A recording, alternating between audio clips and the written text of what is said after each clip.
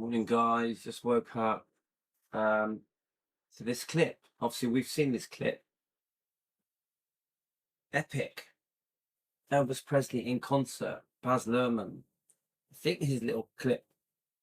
Sure, it said 6th of September. It's Toronto. I only watched about 30 seconds of this because I thought, oh, I want to watch it with Team Elvis. So it's Elvis week, guys. There's a lot happening. I'm trying to find some Elvis week stuff. We've got quite a few people going over, haven't we? We've got Tony and Teresa, Amy Collett. There's a few people heading their way there, Carolyn, and it's an exciting week, isn't it? It's if I had to pick a time to come in the way of meeting people, because we know a lot of people now, don't we? We know so many thousands of obviously subscribers, members, etc. But also people within the Alps community. I'd love to go this week. Honestly, I'd love this week. It would be a thrill if I could go with any of you guys. I know that I would really enjoy it. Of course, we run a channel that's has an interesting name, Defending Elvis, so I'm sure there'll be people with very strong views as well. I don't think it will be all good. I get that many people, not are a bit funny with the whole Defending Elvis concept. So I'm sure there'll be a few crosswords as well with me. People do tend to speak their mind with me. The Elvis world can be pretty tough, can't it? Elvis fans can be pretty tough, can be quite, close to the knuckle. They can say things that can be cruel.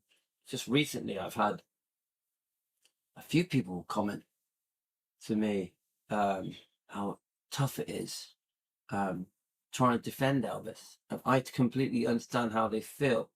And the only thing I can really say to them is that is the jungle we're in. Yeah. It's a hot jungle. You know what I mean? Expect a backlash, expect some kind of name calling and kickback. But you also get overwhelming support. You also get thousands of people that really, truly believe Elvis and Lisa need to be defended. So that lifts you up. The positivity that comes with defending Elvis. You get lifelong Elvis fans, people that have supported Elvis their whole life. And they just want to reach out to me and say, thank you so much. I'm so glad this happened. I'm so glad there is someone prepared to speak up, stand up for Elvis. And of course, lately we've been discussing Lisa, so how she's unfairly treated by Elvis fans, unfortunately. Yeah, I always say this: Elvis fans can be the cruelest, but they can also be the best. They go from one extreme to the other. Recently with our large situation concerning my views about family members, ex-wife, Memphis Mafia, stepbrothers, etc., the things they've done in the past, they still get a lot of support. Yeah, they get a lot of support, a lot of praise. These people get hero worship. So do you see my point, guys?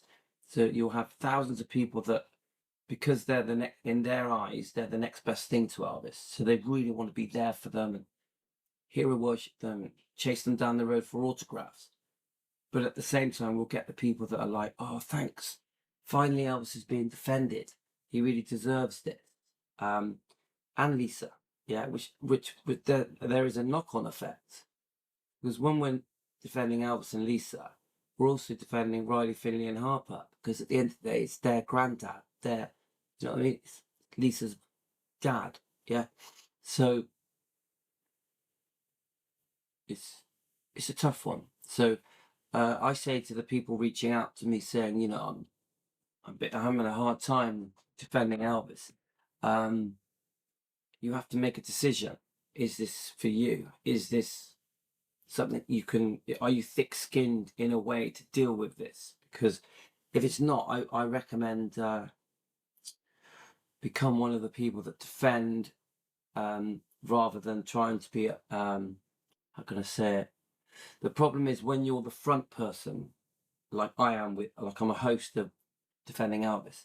You are the target. You are the target. And this happens on Facebook, Instagram, TikTok, all of the social media sites. So it's like, it's can I take being a target? Which is a big question that comes up with what we do with Defending Elvis. Yeah. Now, obviously, any of you that have followed my story know that we jointly have had a hard time. It's not just Louis. We as a team, Team Elvis, defenders of Elvis, have had a hard time. We've been attacked and bullied and called names and insulted in every way possible. But we still sort of, many of us here that are very loyal, that have really stood by each other through thick and thin, have chosen that we are going to take the abuse. We're going to take the attacks. We're like steadfast. Yeah. That's how I feel. I'm like, I have a mission. I have, how can I say, a team with me. I have a lot of help, loads of help. Yeah. Many researchers, some that I can't even name, that are behind the scenes really want to defend Elvis. Yeah. My thing to everyone that's helping me is, yeah, let's do it. Let's defend Elvis and Lisa and the bloodline. But without hate. Without hate. No hate. We must do it as if Elvis was watching us. Let's put up Elvis, shall we? As if Elvis is as if we need his approval. We must do it in that way. Yeah, I always think that.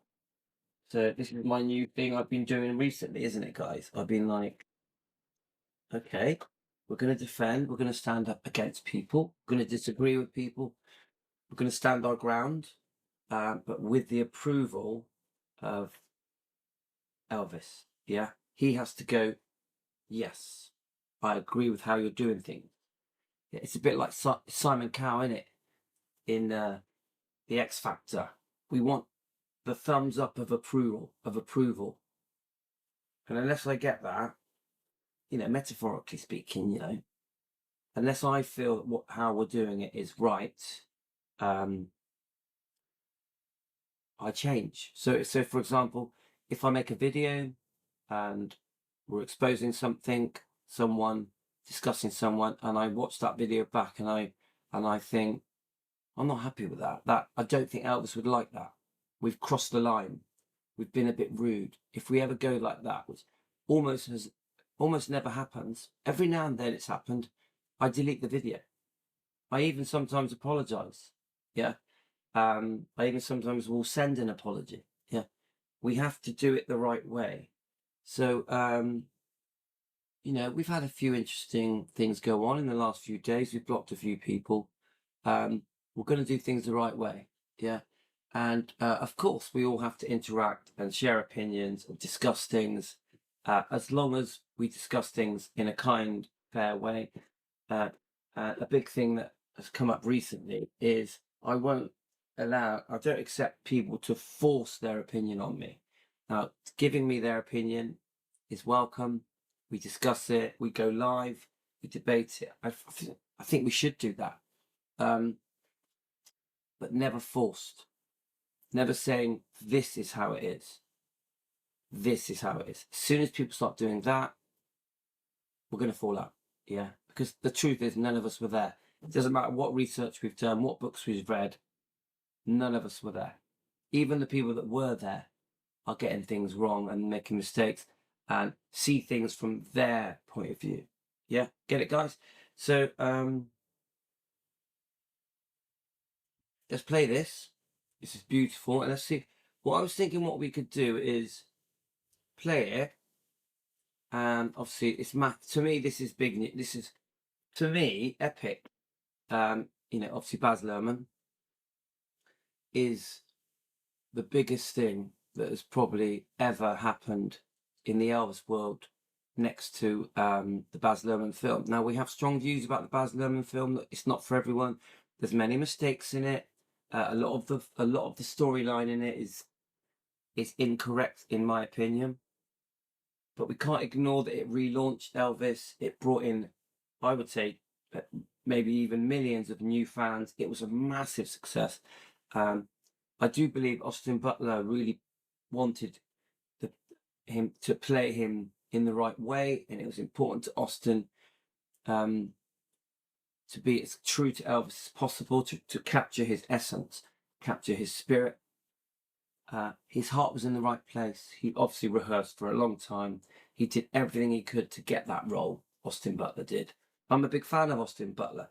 But Austin, if you ever watch my show, I'm sorry, mate, but I personally think that following this kind of storyline, which it does loosely do, yeah, is what lets it down. So I know that as soon as I start saying about the Austin Butler film that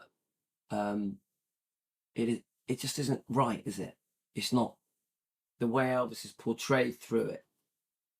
Even when it comes to prescription medication, in the film, it doesn't feel like prescription medication. It feels like drugs, doesn't it? Even Elvis, there's part that, it's almost like a big part of his life was erased out. Yeah. And, it does show some of this, the highs as well. When he first has it, 68 come back, the Vegas, the Tupelo years and the first years up in Memphis, just as he's becoming a megastar almost overnight. It does all the highlights, but the overall thing that I get from the Baz Luhrmann film is that it eventually focuses on the negative. This is not what I like. I don't like that. I want a film that really. I want to see a film that really shows us, the world, the kind of impact Elvis had on the world, but not just that. How he changed the world, but not just that. The true man, his beautiful heart, his beautiful, kind, generous, loving heart. I want the world to be told it isn't as simple as just Elvis took drugs, was unfaithful, and was a great singer, and put on weight. There's so much more to the story, and all three of those things aren't correctly portrayed. Elvis was very sick. Prescription medication. Get it? Elvis didn't put on as much weight as people think. If you analyse the pictures, he's not this giant fat man. That's incorrect. Elvis wasn't just only interested in bonking every girl that came along. No. There were many reasons why Elvis, if you go through, I always say this, month by month, year by year, if you go through Elvis's life, there are many reasons that Elvis turned to a different woman. Yeah. Obviously when he was younger, it's different, when it's the 50s, suddenly every woman on the planet is falling at his feet. Yeah. He's a very young man. Yeah. So come on, young men, you give them, if there's fruits to be had, take advantage of it. But as the maturity kicks in and we get into the 60s, especially as maybe the early 60s, Elvis is still very excitable, very excited, loving life. But a much more mature Elvis, and I mean that in a respectful way, kicks in, a very smart man, a very deep man, very religious man, eventually a very spiritual man. The spiritual side to Elvis was very important. He was surrounded by his spiritual books, but also the Bible, which was the most important book with him that he took everywhere. Elvis prayed every night, got down on his knees and prayed. This is a very, very decent man that had temptation, that was a human, that made mistakes. So the Baz Luhrmann film doesn't do it for me. And the Sofia Coppola's film is a complete letdown because it almost follows line for line the storyline in this book. It's there to lift up Priscilla and praise Priscilla. This very much is all about portraying Priscilla as a poor victim, which isn't true. because Priscilla did some pretty dastardly things, made some massive mistakes, has been very selfish, has been at times, in my opinion, for entertainment purposes, just an opinion.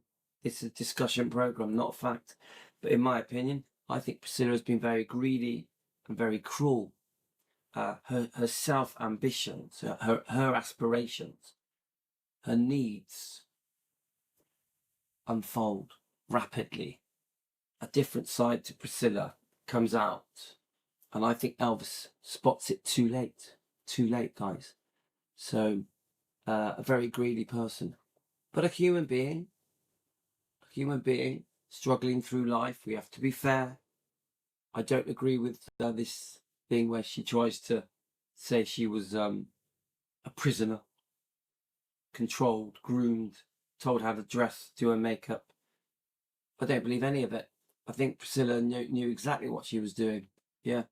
I think she couldn't believe it when eventually she manages to get to Graceland after really Elvis hardly spoke to her for 2 years and 3 months. Yeah. Eventually, somehow, she managed to get a visit to Graceland. At least 2 visits, could have been 3. I actually don't know the amount. But Elvis, there was something about Priscilla that Elvis liked. Otherwise, he wouldn't have invited her to Graceland. I have to accept that. You know, she was a very beautiful young lady. She was basically 18 when she got to Memphis. She was 22 when they got married. So never a child bride. You know, that book, the title Child Bride, is ridiculous. But some of the book does explain that there was an alternate Priscilla, a different Priscilla. Sorry, I got hair on my eye. There was a different Priscilla that emerges.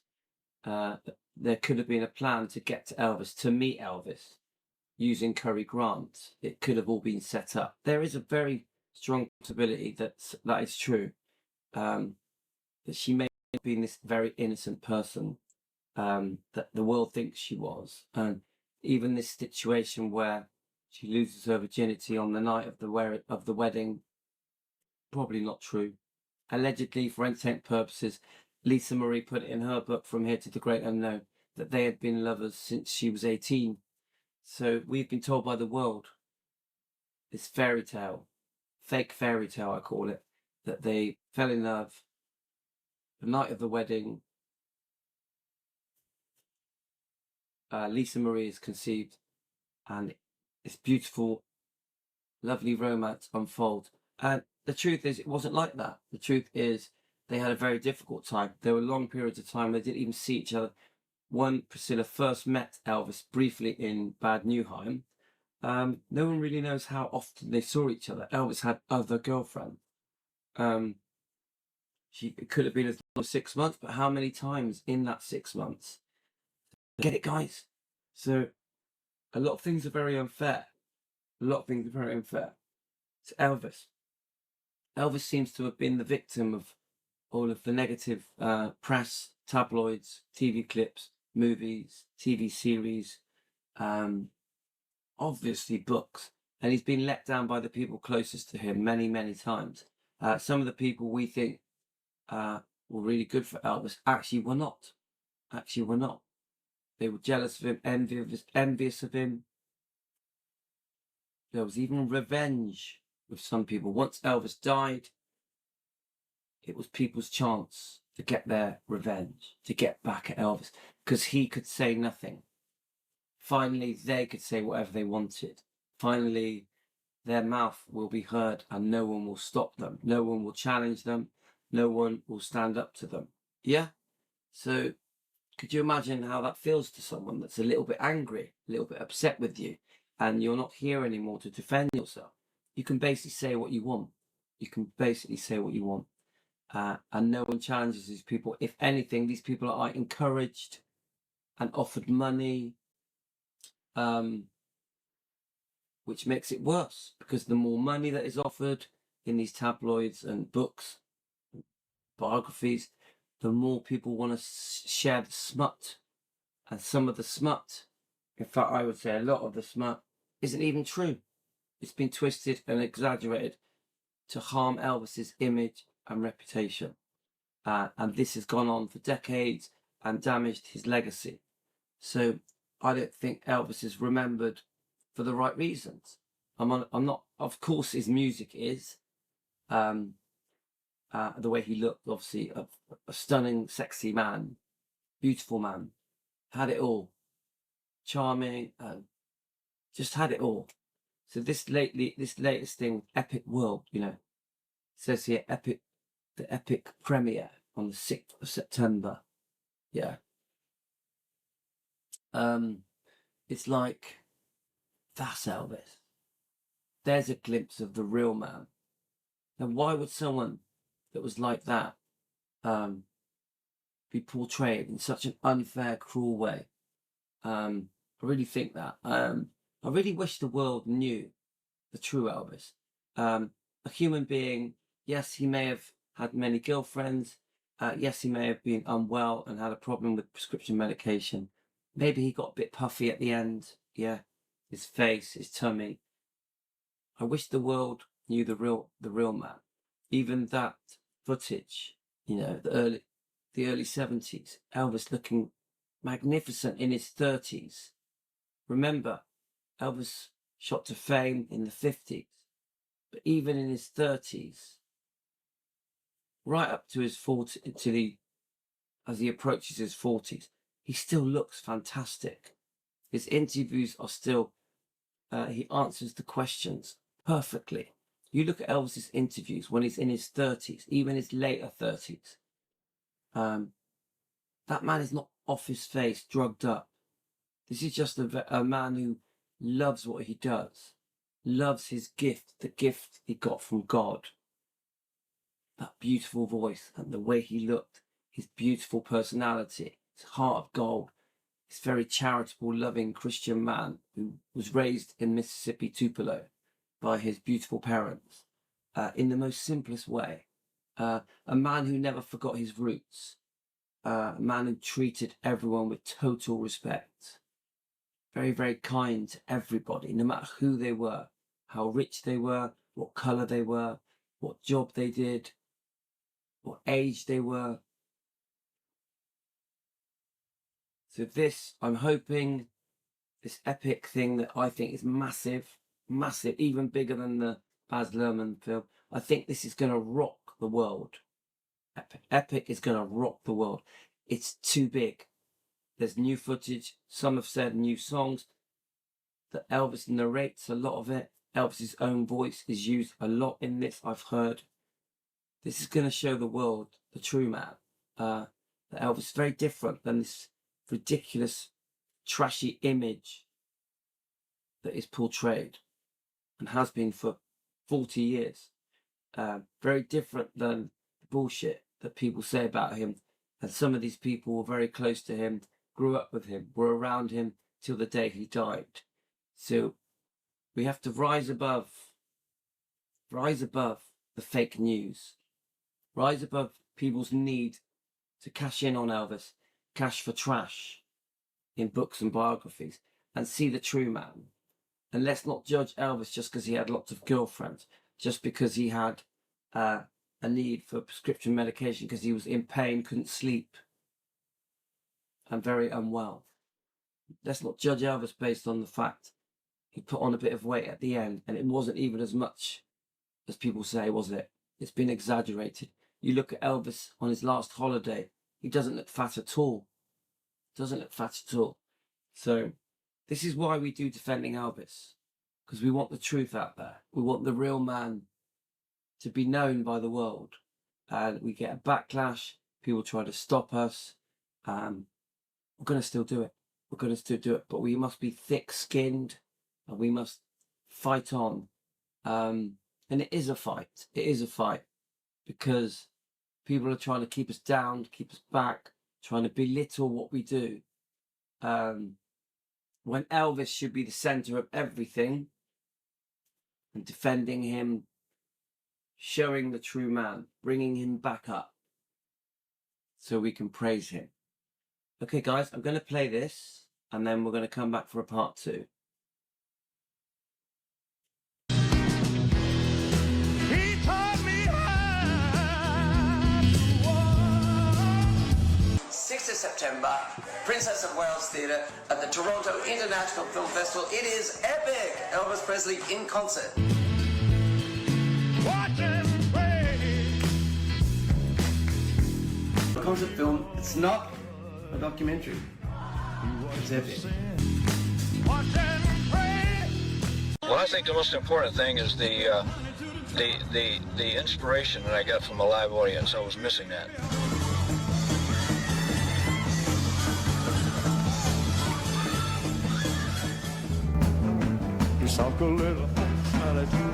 You won't see that kind of energy in any artist nowadays. Just amazing. Elvis was unique and gave everything on stage for his fans. He sure did. It starts to get tense about this time. Love it. I love all this, guys. Hard way to make a living, you know. It's really tough. I can't even begin to tell you what we had found during the making of Elvis in terms of never before seen concert footage. Camera crew, gentlemen. All right. And we want to make something absolutely unprecedented and special And that is why we defend Elvis. with this material. Tonight will be a lot different. Brilliant, guys. I hope it doesn't get copyrighted because this is beautiful. So it's time, as we like to say, to TCB. Cut. Taking care of business. We got it. Hard way to make a living, you know. It's really tough, boy. Hard way to make a living. For over 50 years, there have been rumors of lost footage during the production of Baz Luhrmann's Elvis. It was found. Love it. Love it. Love it, love it, love it. Let's just quickly say the name of the YouTube channel that sort of pieced this together. It's Valley Gracino. Valley Gracino. This is great. So on part 2, we're going to see if we can find some more epic news with Baz Luhrmann. So let me just say this was great. This was great. This was great.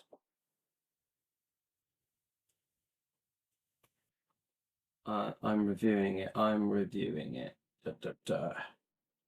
Okay. So I don't really know much about the channel. Just quickly click on it.